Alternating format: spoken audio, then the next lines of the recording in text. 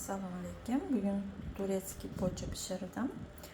Retseptini sizlarga aytaman, pishirib ko'ringlar. Juda ham yumshoq, og'izda eriydigan bo'ladi.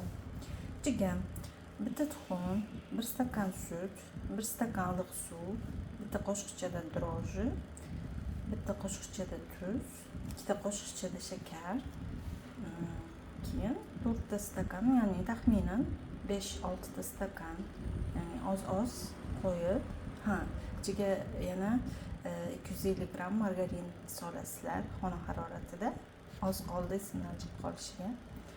Shularni solib, yaxshilab xamir qilasizlar. Keyin 15 minut ichida qo'pib chiqadi.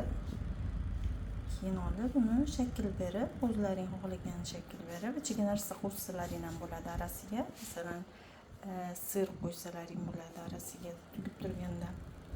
O'zlaring bilib shakl berib pishirib olasizlar.